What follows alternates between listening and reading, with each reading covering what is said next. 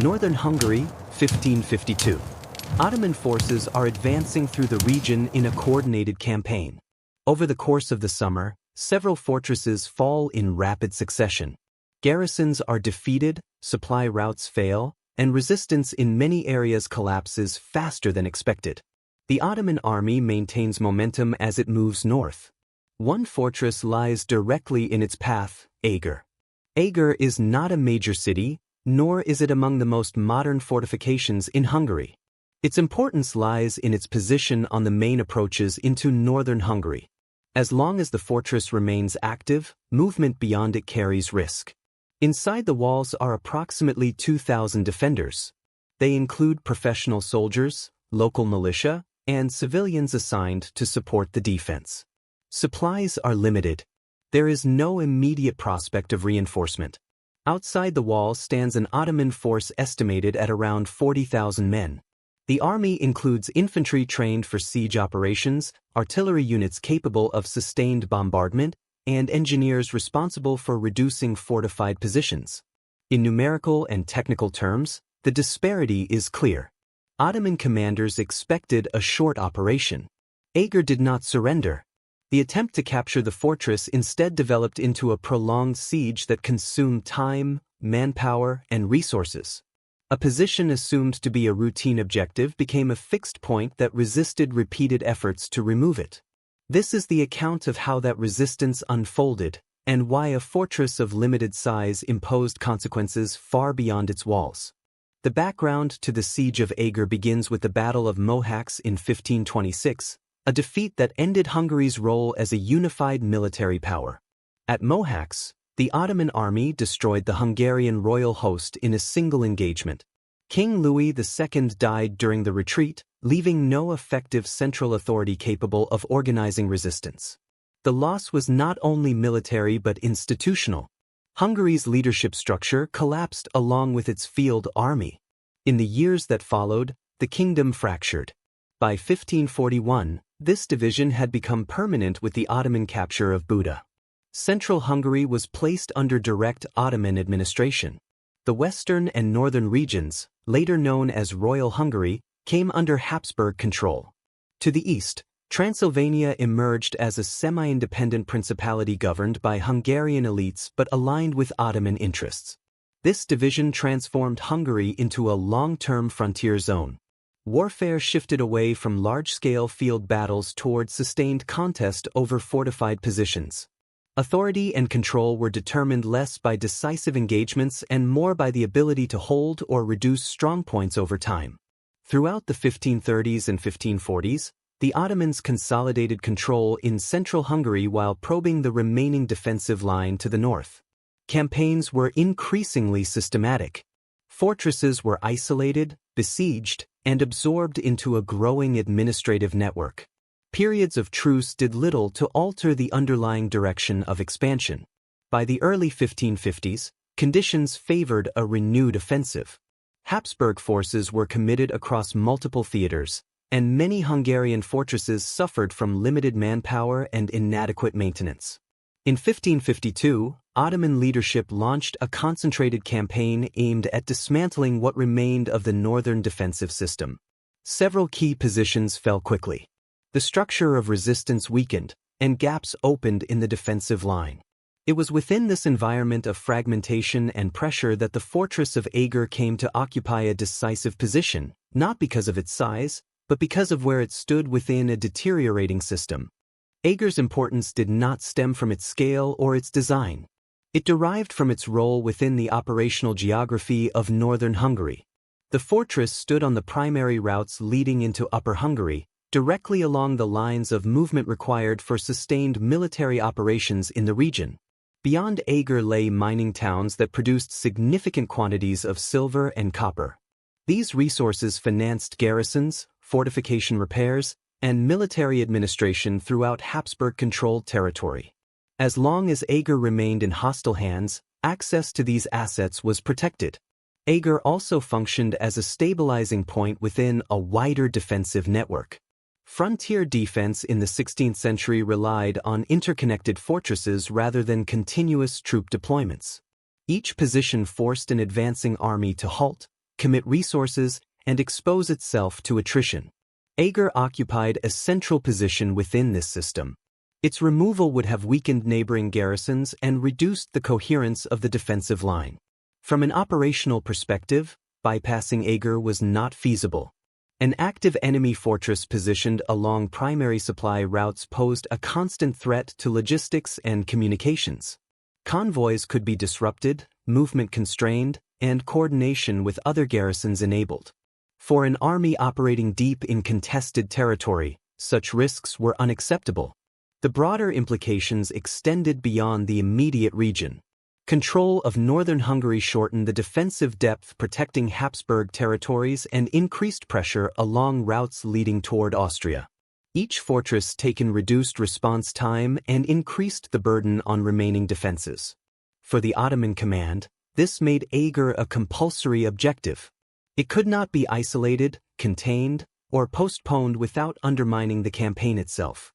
Its continued resistance would impose costs and delay movement regardless of its size. The fortress mattered because it forced engagement. What followed would demonstrate that its strategic position allowed it to absorb pressure far beyond what its physical scale suggested. By late summer 1552, the military situation at Eger was defined less by uncertainty than by contrast. The two forces preparing for the siege differed fundamentally in organization, resources, and operational purpose. The Ottoman army deployed against Eger numbered an estimated 35,000 to 40,000 men. It was a composite force assembled from multiple provinces, structured specifically for siege operations rather than open-field battle. At its core were Janissary infantry units, trained for disciplined assault and coordinated action with artillery. These troops were supported by large numbers of azabs, light infantry responsible for labor, skirmishing, and the early phases of attack. Sipahi cavalry accompanied the army to secure supply routes, conduct reconnaissance, and prevent relief forces from approaching the fortress. Command of the operation rested with senior Ottoman officials, including Kara Ahmed Pasha and Ali Pasha, operating within a centralized command structure. Siege engineers and sappers played a critical role, tasked with constructing trenches, artillery platforms, and mining tunnels. Artillery units operated heavy cannons and mortars designed to degrade fortifications and suppress defensive fire. This force reflected decades of accumulated experience in siege warfare across southeastern Europe and the eastern Mediterranean. Opposing them was the garrison of Eger, numbering approximately 2,000 defenders. This figure included professional soldiers, local militia, and civilians. Commanded by Istvan Dabo, the garrison lacked the depth and specialization of the Ottoman force but operated under a unified defensive command. There was no expectation of reinforcement. The defense would rely entirely on coordination, discipline, and the effective use of limited resources. The composition of the garrison reflected the realities of frontier defense. Alongside trained soldiers were craftsmen, clergy, and townspeople pressed into service. Women provided logistical support and, when necessary, participated directly in defensive actions. Weapons and supplies were limited. The fortress possessed only a small number of cannons, insufficient to contest Ottoman artillery fire at range. The contrast between the two sides was not merely numerical. The Ottoman army was organized to apply sustained, systematic pressure over time, using specialized units to advance each phase of the siege. The defenders of Eger, by contrast, were organized for denial rather than expansion. Their objective was not to defeat the besieging force, but to prevent it from achieving decisive control of the fortress. As the Ottoman army completed its encirclement of Eger, both sides understood their roles. One force was structured to break fortifications through coordinated fire, engineering, and assault. The other was structured to absorb damage, adapt continuously, and deny success at critical points. The outcome would depend not on a single engagement, but on whether these opposing systems could sustain themselves under prolonged pressure. Eger's defenses were not modern by the standards of mid-16th century siege warfare, but they had been adapted to meet changing conditions. The fortress combined medieval stone construction with practical modifications intended to reduce the effectiveness of artillery and mass assault. The walls of Eger were thick but relatively low, a deliberate advantage in an age dominated by cannon fire. Sections of masonry had been reinforced with packed earth, which absorbed impact more effectively than exposed stone and reduced the risk of sudden collapse. Although the fortress lacked the full Trace Italien design of newer fortifications, its layout included angular bastions positioned to provide overlapping fields of fire.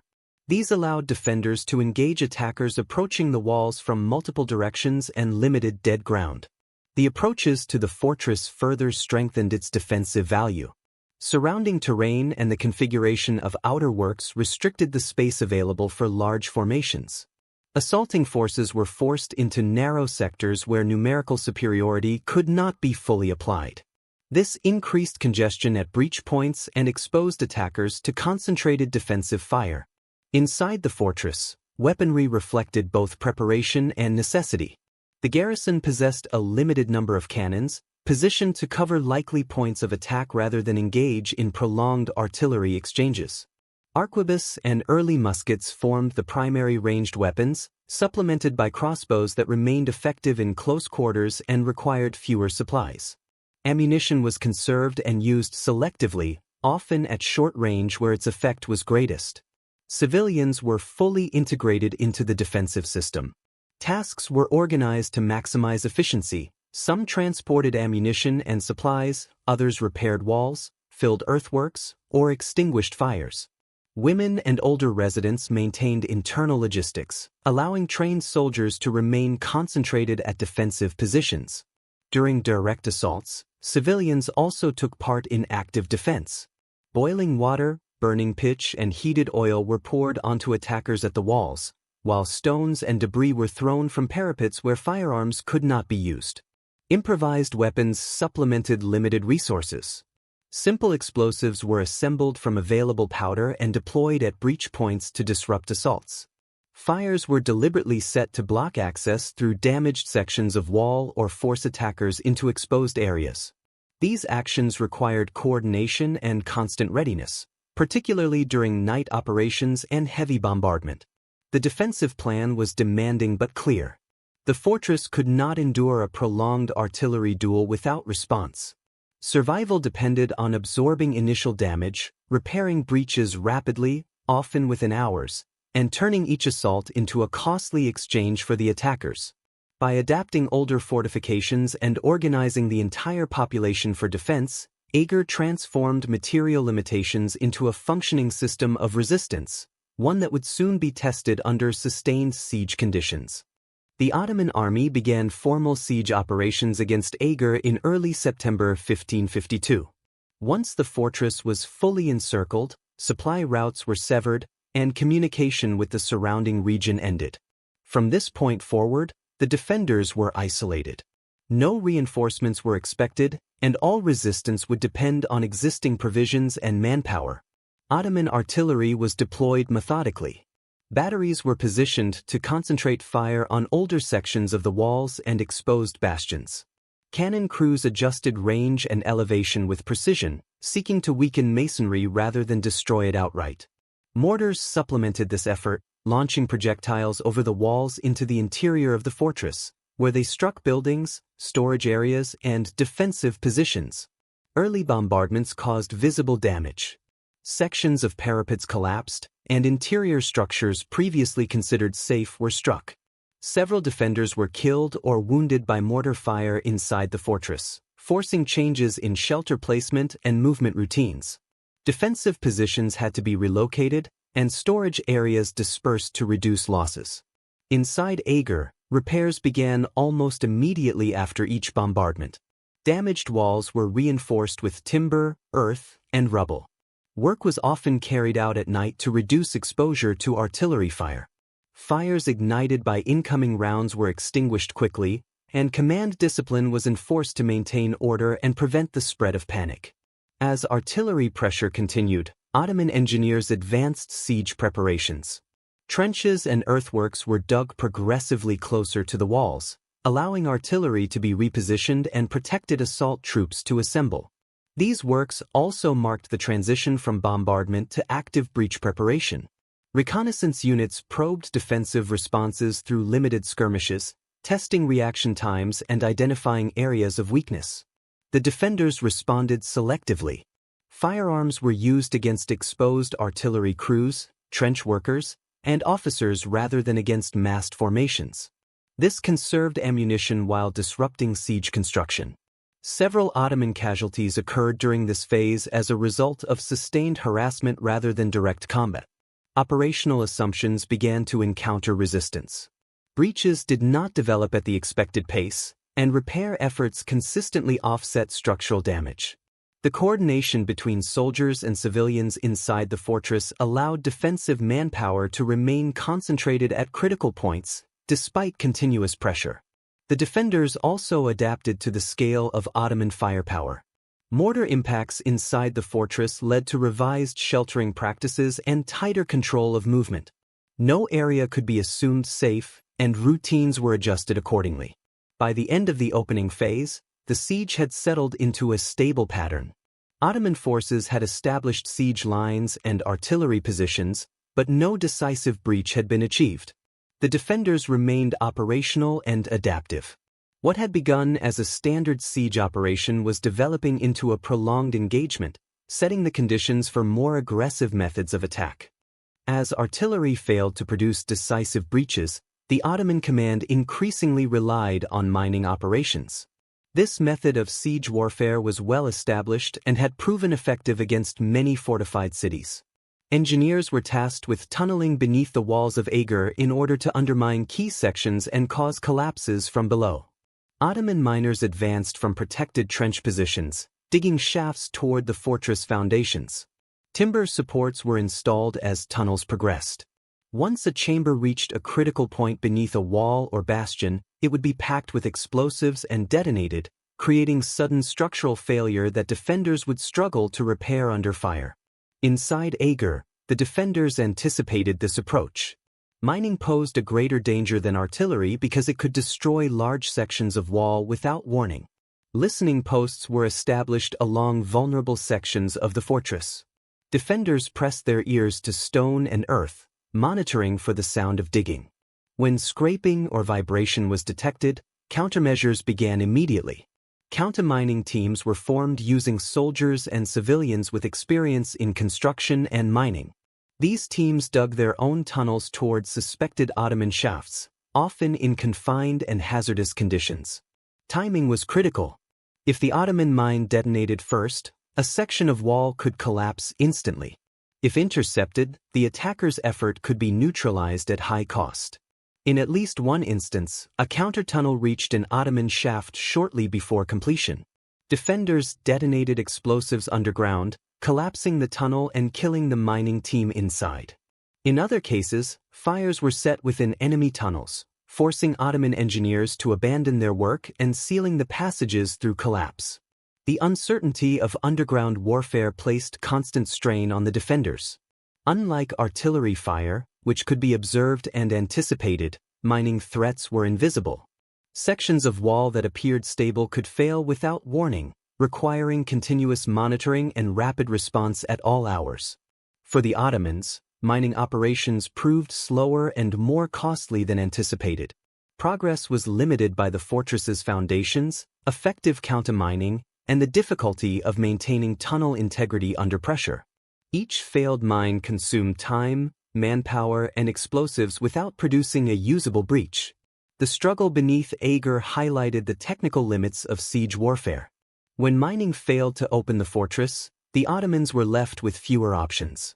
With underground methods exhausted, the siege would soon shift back to the walls, where direct assault became the only remaining path forward. As artillery bombardment and mining operations failed to produce a decisive breach, the Ottoman command turned increasingly to direct assault. By late September 1552, multiple sections of Eger's walls had been damaged, and these areas became the focus of repeated attacks intended to force entry through sustained pressure. Assaults followed established siege practice. After preparatory fire, infantry advanced from the trenches toward weakened sections of the defenses. Ladders were raised, and attack columns moved forward in dense formations designed to concentrate force at specific points. Janissary units were committed at critical moments, tasked with penetrating the defenses and establishing footholds inside the fortress. In several instances, Ottoman troops reached the walls and, at times, the parapets. Fighting quickly became close and disorganized.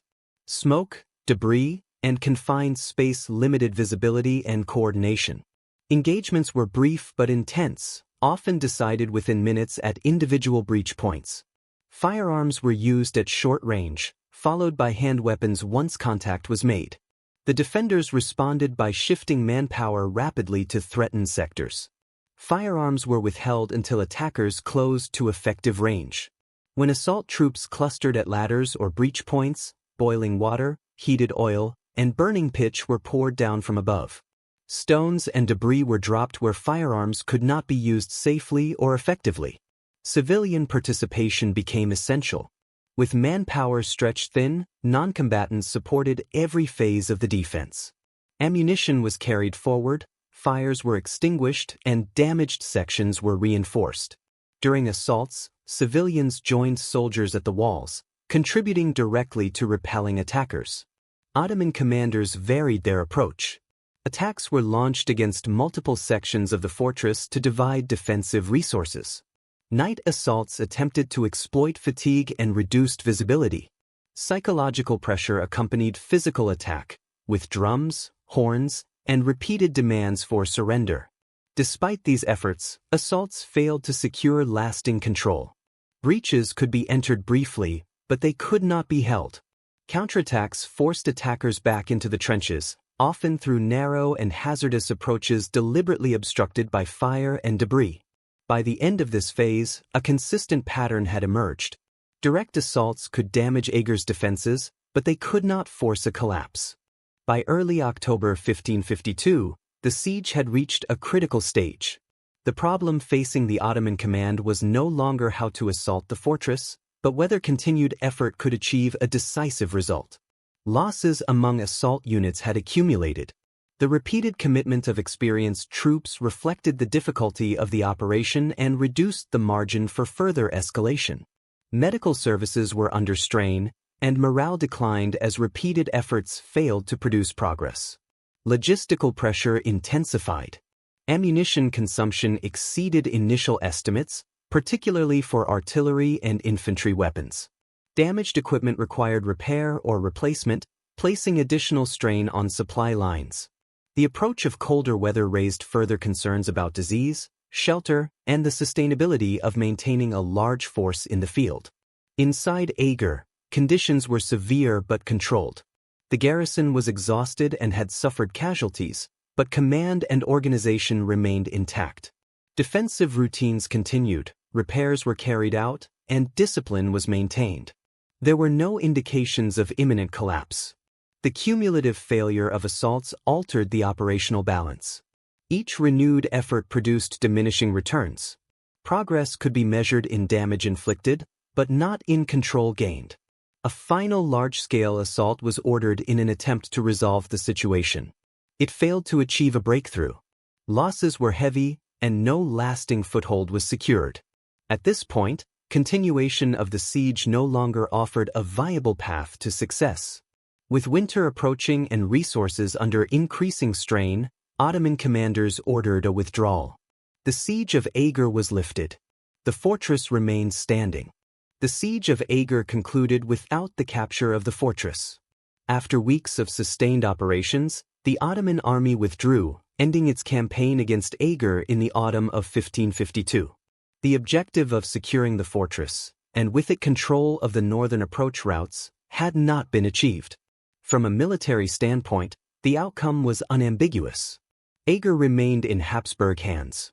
The defensive line in northern Hungary held, preventing immediate Ottoman movement toward Upper Hungary and the mining regions beyond. These routes remained closed, preserving access to resources that were critical to sustaining Habsburg military operations in the region. Ottoman losses during the siege were considerable. Contemporary sources differ on precise figures, but there is broad agreement that casualties were heavy, particularly among infantry units committed to repeated assaults and mining operations. Siege equipment, including artillery pieces and constructed earthworks, was abandoned or damaged during the withdrawal. While the Ottoman army remained operational elsewhere, the losses incurred at Eger imposed measurable constraints on the 1552 campaign. The defenders also paid a significant price. Casualties reduced an already limited garrison, and weeks of continuous combat left the surviving defenders exhausted. Food, ammunition, and medical supplies were severely depleted. Large sections of the fortress required repair, and many defensive positions had been repeatedly damaged. Nevertheless, the garrison remained intact, and command cohesion was preserved. The fortress was neither evacuated nor rendered unusable. The immediate operational consequence of the siege was disruption. Ottoman forces were unable to continue northward without first resolving the problem posed by Eger. Renewed offensive action would have required additional time, resources, and favorable conditions that were no longer available late in the campaign season. Although the siege did not resolve the broader conflict in Hungary, it produced a clear military result. Eger held. The Ottoman advance in northern Hungary was checked, and the balance of operations for the remainder of the year was decisively altered. The defense of Eger produced effects that extended well beyond the battlefield. Politically and strategically, the failure to capture the fortress disrupted Ottoman planning in Central Europe and altered assumptions about the reliability of rapid territorial expansion in Hungary. In the immediate term, the Ottoman withdrawal ended the northern phase of the 1552 campaign. Without Eger, further advances would have required renewed siege operations against a fortified and alert defensive line. With winter approaching, this was no longer a viable option. Ottoman forces redirected attention to consolidating earlier gains rather than pursuing additional conquests. For the Habsburg monarchy, the survival of Eger stabilized a vulnerable frontier. Northern Hungary remained defensible, allowing administrative control to be maintained and fortification systems to be repaired. Continued access to the mining regions of Upper Hungary ensured the flow of silver and copper revenues, which were essential for sustaining long-term resistance across multiple theaters of conflict. The outcome also had psychological and diplomatic consequences. In contrast to the rapid fall of fortresses such as Temesvar earlier in the same campaign, Eger demonstrated that Ottoman siege operations were not uniformly successful. This distinction mattered. While the empire retained overwhelming strength, Eger showed that disciplined defense could impose operational limits even on well-resourced armies. Within the Ottoman command structure, the siege prompted reassessment rather than reversal. The empire did not abandon its objectives in Hungary, but future campaigns increasingly accounted for the possibility of prolonged resistance. Standard assumptions about time, cost, and effort required to reduce fortified positions were adjusted accordingly. Although Eger did not end Ottoman expansion, it altered the pace and character of conflict along the Hungarian frontier. The fortress remained a fixed obstacle that constrained operational freedom and demanded continued attention. In doing so, Eger contributed to a more stable, though contested, balance of power in Central Europe, one defined less by rapid conquest and more by sustained frontier warfare. In Hungary, the defense of Eger quickly moved beyond its immediate military significance and became embedded in the country's historical memory. The siege was remembered not simply as a successful defensive action, but as an episode that stood apart during a period otherwise defined by territorial loss, political fragmentation, and foreign domination. Sven Dabo, the commander of the fortress, became central to this legacy. Contemporary accounts emphasized his leadership, organizational discipline, and refusal to surrender under extreme pressure. Over time, Dabo was commemorated as a national figure associated with collective responsibility rather than personal conquest. His reputation became closely linked to the idea of effective command under conditions of scarcity and isolation. The siege also entered Hungarian folklore and later literary tradition. These retellings focused on the participation of civilians and the shared burden of defense, reinforcing the perception that Eger was held by an entire community rather than by a professional garrison alone. While later narratives sometimes simplified events, they preserved a consistent emphasis on coordination across social divisions and sustained resistance rather than dramatic individual heroism. The fortress itself acquired lasting symbolic importance. As a physical structure, It remained a visible reminder of resistance in a landscape shaped by occupation and shifting borders. Over successive generations, Eger functioned as a reference point for continuity during periods when Hungarian political autonomy was limited or absent. Beyond its national context, the Siege of Eger gained attention among military historians as an example of defensive warfare under conditions of extreme asymmetry. It demonstrated how fortification design, internal organization, and disciplined response could offset numerical disadvantage. The siege reinforced the principle that outcomes in siege warfare depended as much on coordination and endurance as on manpower and artillery. Today, Eger remains an active site of commemoration. The fortress is preserved as a historical monument, supported by museums, public education programs, and annual reenactments that reflect its continued role in Hungarian historical consciousness. The enduring interest in the siege lies not in territorial change, but in the constraints it imposed on imperial power. Eger endures as a case study in how limited forces, under specific conditions, can resist and endure against far greater strength. The Siege of Eger ended in 1552 without the fall that most observers had anticipated. A fortress defended by roughly 2,000 soldiers and civilians had resisted one of the most powerful siege armies of the 16th century. The outcome did not destroy Ottoman power in Hungary, nor did it end the wider conflict between the Ottoman Empire and the Habsburg monarchy. What it did establish was a limit. The siege demonstrated that conquest in Central Europe was neither automatic nor guaranteed by numerical or material superiority alone. At Eger, a fortified position held by a disciplined and coordinated garrison was able to absorb sustained pressure and deny an imperial army its objective.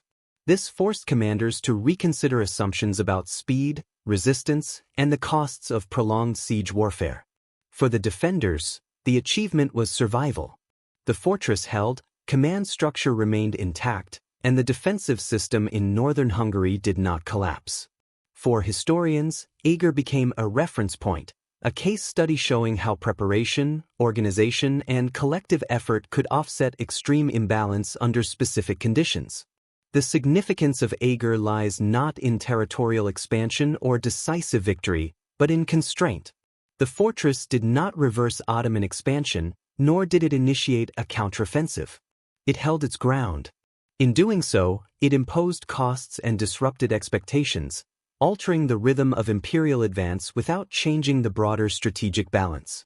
Today, the Siege of Eger remains one of the most closely examined defensive actions of the Ottoman-Habsburg Wars. It is remembered not for spectacle, but for endurance, coordination, and the effective use of limited means against overwhelming force. This marks the end of our documentary on the Siege of Eger. If you found this documentary informative, consider subscribing to the channel for more focused history documentaries on battles, sieges, and conflicts that shaped the medieval and early modern world.